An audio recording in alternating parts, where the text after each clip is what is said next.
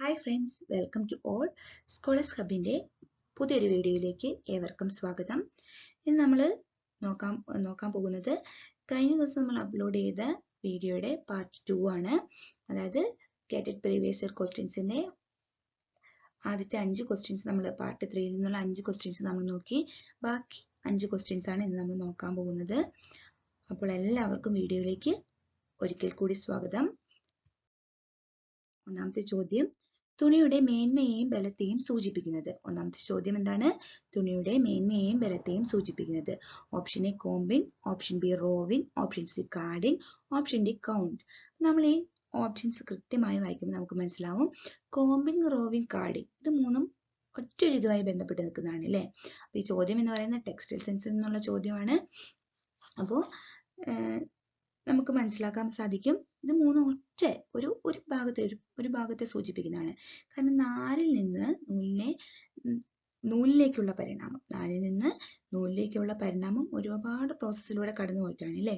അപ്പം ഈ combing, rowing, carding എന്നൊക്കെ പറയുന്നത് എന്താണ്? ഈ ഒരു പ്രോസസ്സാണ്.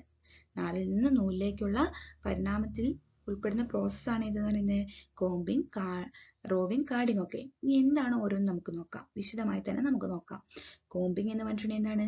നീളം കുറഞ്ഞ നാരുകളെ പുറത്താക്കുന്ന പ്രക്രിയയാണ് എന്ന് പറയുന്നത് കോമ്പിംഗ് എന്ന് പറയുന്നത്. ഇനി റോവിംഗ് എന്ന് പറഞ്ഞിട്ടുണ്ടെങ്കിൽ സ്ലൈവറുകളെ വീണ്ടും വലിച്ചു നീട്ടി നേർപ്പിക്കുന്ന പ്രക്രിയയാണ് എന്ത് പറയുന്നത്? റോവിംഗ് എന്ന് പറയുന്നത്. ഇനി ഓപ്ഷൻ സി കാർഡിംഗ് എന്ന് പറഞ്ഞാലോ? കാർഡിംഗ് എന്ന് പറഞ്ഞിട്ടുണ്ടെങ്കിൽ എന്താണ്? ലാപ്പുകളായിട്ടാണ് നാരുകൾ ഉണ്ടാവുക. ഈ നാരുകളെല്ലാം സമാന്തരമായിരിക്കില്ല. ഇവയിലെല്ലാം പൊടിയും അഴുക്കൊക്കെ നിറഞ്ഞിരിക്കും. ഈ പൊടിയിനെ അഴുക്കിനെ ഒക്കെ നീക്കം ചെയ്ത് നാരുകളെ സമാന്തരമാക്കുന്ന പ്രക്രിയയാണ് ഏത് പറയുന്നത്? കാർഡിംഗ് എന്ന് പറയുന്നത്. ഇനി ഓപ്ഷൻ ഡി കൗണ്ട് എന്നാണ് നോക്കാം. കൗണ്ട് എന്ന് പറഞ്ഞിട്ടുണ്ടെങ്കിൽ നൂലിന്റെ നേർമയെ സൂചിപ്പിക്കുന്ന ഒരു സംഖ്യ കൊണ്ടാണ്. ഈ സംഖ്യയാണ് എന്തെന്ന് പറയുന്നത്? കൗണ്ട് എന്ന് പറയുന്നത്. അപ്പൊ നമുക്ക് 4 ഓപ്ഷനിലും നമ്മൾ വിശദമായി നോക്കി. അതിൽ നമുക്ക് ഉത്തരത്തിലേക്ക് എത്താൻ സാധിച്ചു അല്ലെ. ഏതാണ് ഉത്തരം എന്ന് പറയുന്നത്? ഉത്തരം എന്ന് പറയുന്നത് ഓപ്ഷൻ ഡി ആണല്ലേ. ഓപ്ഷൻ ഡി കൗണ്ട് ആണ്. അപ്പോൾ തുണിയുടെ മേന്മയെയും ബലത്തെയും സൂചിപ്പിക്കുന്ന പദം ഏതാണ്? കൗണ്ട് ആണല്ലേ. കൗണ്ട് ആണ്. ഓക്കെ, നമുക്ക് രണ്ടാമത്തെ ചോദ്യത്തിലേക്ക് കിടക്കാം. രണ്ടാമത്തെ ചോദ്യം എന്ന് പറഞ്ഞാൽ എന്താണ്? വെൽവെറ്റ് ഫാബ്രിക് കട്ട് ചെയ്യുന്നതിന് ഉപയോഗിക്കുന്നത്. എന്താണ് രണ്ടാമത്തെ ചോദ്യം എന്ന് പറഞ്ഞാൽ? വെൽവെറ്റ് ഫാബ്രിക് കട്ട് ചെയ്യുന്നതിന് ഉപയോഗിക്കുന്നത്. Option A round knife, option B band knife, option C short knife, option D straight knife. അപ്പൊ ഇത് ഏത് പാർട്ടിൽ നിന്നാണ് വന്നിട്ടുള്ള ക്വസ്റ്റ്യൻ ആണ്? ഓക്കെ, വീഡിയോ കാണുന്നവരൊന്ന് കമന്റ് ചെയ്യണേ. ഇത് ഏത് പാർട്ടിൽ നിന്ന്, ഏത് നമ്മുടെ ഏത് സബ്ജക്റ്റിൽ നിന്ന് വന്നിട്ടുള്ള ക്വസ്റ്റ്യൻ ആണെന്ന് നിങ്ങൾ ഈ വീഡിയോ കാണുന്നവരൊന്ന് തീർച്ചയായും കമന്റ് ചെയ്യണം. ഓക്കെ, അപ്പോൾ നമുക്ക് ഈ 4 ഓപ്ഷനെ കുറിച്ചും വിശദമായി നോക്കാം. അതിനുശേഷം നമുക്ക് ഉത്തരത്തിലേക്ക് എത്താം. ഓക്കെ, അപ്പൊ എന്താണ് റൗണ്ട് നൈഫ് എന്ന് പറഞ്ഞിട്ടുണ്ടെങ്കിൽ? റൗണ്ട് നൈഫ് ഇത് മൂന്നും എന്താണ്? കട്ട് ചെയ്യാൻ ഉപയോഗിക്കുന്ന മെഷീൻസ് ആണ് അല്ലേ. കട്ട് ചെയ്യാൻ ഉപയോഗിക്കുന്ന മെഷീൻസ് ആണ് ഇത് 4. ഓക്കെ, അപ്പൊ റൗണ്ട് നൈഫ് എന്ന് പറഞ്ഞിട്ടുണ്ടെങ്കിൽ എന്താ? വൃത്താകൃതിയോട് കൂടിയ ബ്ലേഡ് ഉണ്ട് അല്ലേ. റൗണ്ട് എന്ന് പറഞ്ഞിട്ടുണ്ടെങ്കിൽ റൗണ്ട് നൈഫ് എന്ന് പറഞ്ഞിട്ടുണ്ടെങ്കിൽ എന്താണ്? വൃത്താകൃതിയോട് കൂടിയ ബ്ലേഡ് ഉള്ള ഒരു മെഷീനാണ് റൗണ്ട് നൈഫ് എന്ന് പറയുന്നത്. ഇത് സ്ലിപ്പറി ഫാബ്രിക് എന്താണ്? കട്ട് ചെയ്യാനാണ് ഉപയോഗിക്കുന്നത്. സ്ലിപ്പറി അതായത് തെന്നി നീങ്ങുന്ന ഫാബ്രിക് കട്ട് ചെയ്യാനാണ് ഇത് ഉപയോഗിക്കുന്നത്? റൗണ്ട് നൈഫ് ഉപയോഗിക്കുന്നത്. ഇനി എന്തിനാണ് ബാൻഡ് നൈഫ് ഉപയോഗിക്കുന്നത് നോക്കാം. ഇത് പാറ്റേണിന്റെ ചെറിയ ഭാഗങ്ങള്, ചെറി, വെൽവെറ്റ്, കനം കുറഞ്ഞ നിറ്റഡ് ഫാബ്രിക് തുടങ്ങിയ പൈൽ ഫാബ്രിക് കട്ട് ചെയ്യുന്നതിനാണ് ഇത് ഉപയോഗിക്കുന്നത്? ബാൻഡ് നൈഫ് ഉപയോഗിക്കുന്നത്. ഓക്കെ, അപ്പൊ നമ്മുടെ ചോദ്യത്തിന്റെ ഉത്തരം നമുക്കിപ്പോൾ കിട്ടിയിട്ടുണ്ട് അല്ലേ. വെൽവെറ്റ് ഫാബ്രിക് കട്ട് ചെയ്യുന്നതിന് ഉപയോഗിക്കുന്ന ഏതാണ്? ബാൻഡ് നൈഫ് ആണ് നമുക്ക് മനസ്സിലായി. ഇനി നമുക്ക് ഓപ്ഷൻ സി എന്താണെന്ന് നോക്കാം. ഷോർട്ട് നൈഫ് എന്ന് പറഞ്ഞിട്ടുണ്ടെങ്കിൽ നമ്മൾ കത്രികയ്ക്ക് പകരമായി ഉപയോഗിക്കുന്ന ഒരു മെഷീൻ സംവിധാനമാണ് ഇത് ഷോർട്ട് നൈഫ് എന്ന് പറയുന്നത്. സാധാരണയായി ലെതർ അപ്പാരൽസ് കട്ട് ചെയ്യാനാണ് ഉപയോഗിക്കുന്നത്. ഏത് കട്ട് ചെയ്യാനാണ് ഉപയോഗിക്കുന്നത്? ലെതർ അപ്പാരൽസ് കട്ട് ചെയ്യാനാണ് ഉപയോഗിക്കുന്നത്. ഇനി ഓപ്ഷൻ ഡി എന്താണ്? സ്ട്രെയിറ്റ് നൈഫ് എന്ന് നോക്കാം. 2 ഇഞ്ച് മുതൽ 13.5 ഇഞ്ച് വരെ കനമുള്ള അടുക്കുകൾ മുറിക്കാൻ ഉപയോഗിക്കുന്നത്. എന്താണ്? 2.5 ഇഞ്ച് മുതൽ 13.5 ഇഞ്ച് വരെ കനമുള്ള അടുക്കുകൾ മുറിക്കാനാണ് ഇത് ഉപയോഗിക്കുന്നത്? സ്ട്രൈറ്റ് നൈഫ് ഉപയോഗിക്കുന്നത്. കൂടാതെ നോച്ചസ് ഒക്കെ ഇടാൻ നമ്മൾ ഏതാ ഉപയോഗിക്കുന്നത്? സ്ട്രൈറ്റ് നൈഫ് ആണ് ഉപയോഗിക്കുന്നത്. നമ്മൾ ഈ 4 ഓപ്ഷൻസും കൃത്യമായി നോക്കിയിട്ടുണ്ട്. നമുക്ക് മനസ്സിലാവും ഏതാണ് ആൻസർ എന്ന് പറയുന്നത്. വെൽവെറ്റ് ഫാബ്രിക് മുറിക്കാൻ ഏതാണ് നമ്മൾ ഉപയോഗിക്കുന്നത്? Option B ban knife. Okay, option B ban knife. അപ്പോൾ ഇത് ഏത് ഭാഗത്ത് നിന്ന് വന്നിട്ടുള്ള ക്വസ്റ്റ്യൻ ആണെന്ന്, ഏത് സബ്ജക്റ്റിൽ നിന്ന് വന്നിട്ടുള്ള ക്വസ്റ്റ്യൻ ആണെന്ന് വീഡിയോ കാണുന്നവരൊന്ന് കമന്റ് ചെയ്യണേ. ഓക്കെ, മൂന്നാമത്തെ ചോദ്യത്തിലേക്ക് കിടക്കാം. ഫ്ലാനൽ പാച്ചിങ്ങിന് ഉപയോഗിക്കുന്ന തയ്യൽ എന്താണ്? ക്വസ്റ്റ്യൻ എന്താണ്? ഫ്ലാനൽ പാച്ചിങ്ങിന് ഉപയോഗിക്കുന്ന തയ്യൽ. Option A running, option B overcasting, option C herring bone, option D hemming. നമുക്ക് ഈ ക്വസ്റ്റ്യൻസിലുള്ള പിന്നെ സ്റ്റിച്ചുകളൊക്കെ നമുക്ക് ഫെമിലിയർ ആണ് അല്ലേ?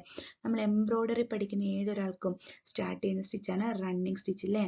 Running stitch.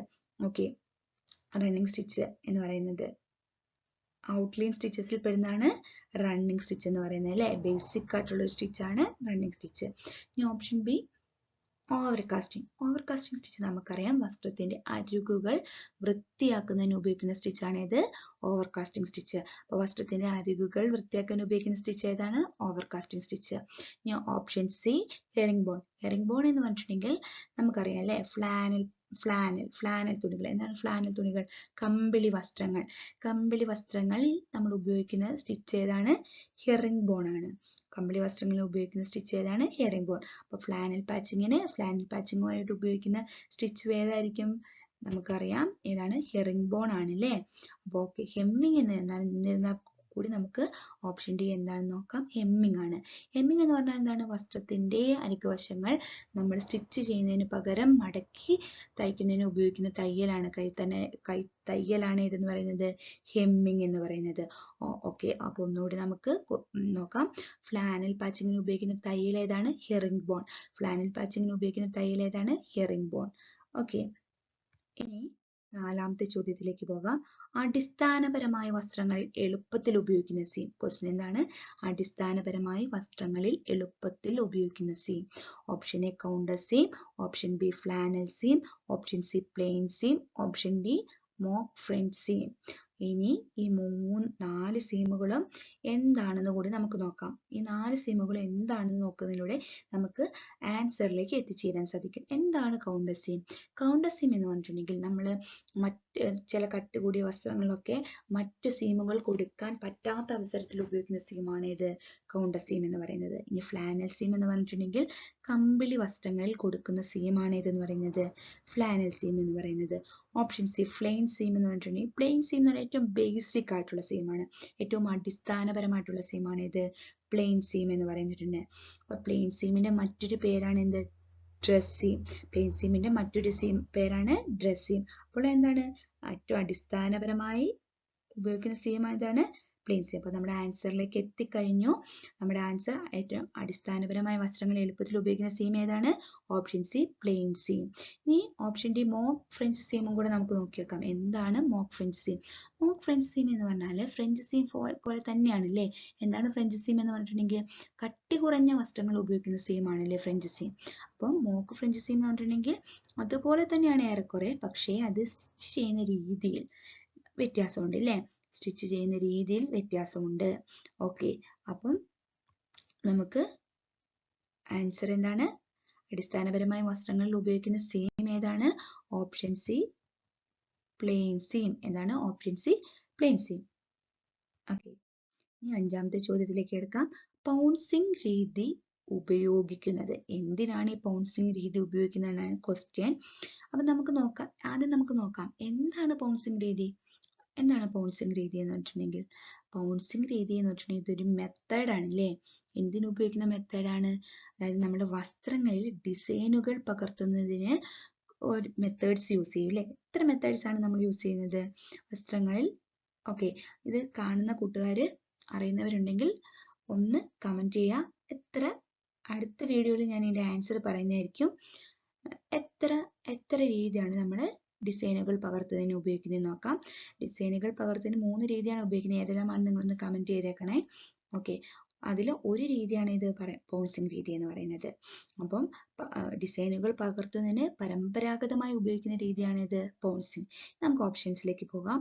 Option A dye ചെയ്യുന്നതിന്, ഓപ്ഷൻ ബി പാറ്റേൺ തരംതിരിക്കുന്നതിന്, ഓപ്ഷൻ സി പാറ്റേണുകൾ നമ്പർ പതിപ്പിക്കുന്നതിന്, ഓപ്ഷൻ ഡി ഡിസൈൻ പകർത്തുന്നതിന്. അപ്പൊ നമുക്കറിയാം അല്ലേ, നമ്മള് ക്വസ്റ്റ്യൻ വിശദമായി നമ്മൾ ചർച്ച ചെയ്തിട്ടുണ്ടായിരുന്നു. അപ്പം പൗൺസിങ് മെത്തേഡ് എന്തുമായി ബന്ധപ്പെട്ടിരിക്കുന്നു? ഓപ്ഷൻ ഡി ഡിസൈനുകൾ പകർത്തുന്നതിന്. എന്തിനാണ് ഉപയോഗിക്കുന്നത്? ഓപ്ഷൻ സി, ഡിസൈനുകൾ പകർത്തുന്നതിനാണ് എന്ത് ഉപയോഗിക്കുന്നത്? പോൺസിങ് മെത്തേഡ് ഉപയോഗിക്കുന്നത്. ഓക്കെ, അപ്പൊ നിങ്ങൾക്ക് എല്ലാവർക്കും ഇന്നത്തെ വീഡിയോ ഉപകാരപ്രദമായെന്ന് വിചാരിക്കുന്നു. നമ്മുടെ വീഡിയോസ് എല്ലാവരും നിങ്ങൾ കാണുന്നുണ്ടെങ്കിൽ പോലും സബ്സ്ക്രൈബേഴ്സ് കുറവാണ്. എല്ലാവരും തീർച്ചയായും ചാനൽ ഒന്ന് സബ്സ്ക്രൈബ് ചെയ്യുക. കാരണം നിങ്ങളിലേക്ക് കൂടുതൽ വീഡിയോസ് നമ്മൾ ഡൗൺലോഡ് ചെയ്യുന്നുണ്ട്, ഈ വീഡിയോസ് അപ്ലോഡ് ചെയ്യുന്നുണ്ട്. അപ്പോൾ ഈ വീഡിയോസ് എല്ലാം നിങ്ങളിലേക്ക് എത്തണമെങ്കിൽ തീർച്ചയായിട്ടും നിങ്ങൾ ചാനൽ സബ്സ്ക്രൈബ് ചെയ്യണം. കൂടാതെ നിങ്ങളുടെ സപ്പോർട്ട് നമുക്ക് ആവശ്യമാണ്. അതിനുവേണ്ടി നിങ്ങൾ എന്ത് ചെയ്യുക? ലൈക്ക് ചെയ്യുക, ഷെയർ ചെയ്യുക, കമൻറ്റ് ചെയ്യുക. കൂടാതെ ഞങ്ങളുടെ ക്ലാസ്സുകൾ നിങ്ങൾക്ക് ഇഷ്ടമായിട്ടുണ്ടെങ്കിൽ ഈ കാണുന്ന കോൺടാക്ട് നമ്പറിൽ ഒന്ന് ബന്ധപ്പെടുക. നിങ്ങൾക്ക് നമ്മുടെ ഓൺലൈൻ ആൻഡ് ഓഫ്ലൈൻ ബാച്ചസ് ഇപ്പോൾ റണ്ണിങ് ആണ്, അതിലേക്ക് ജോയിൻ ചെയ്യാൻ സാധിക്കും. Okay, thank you.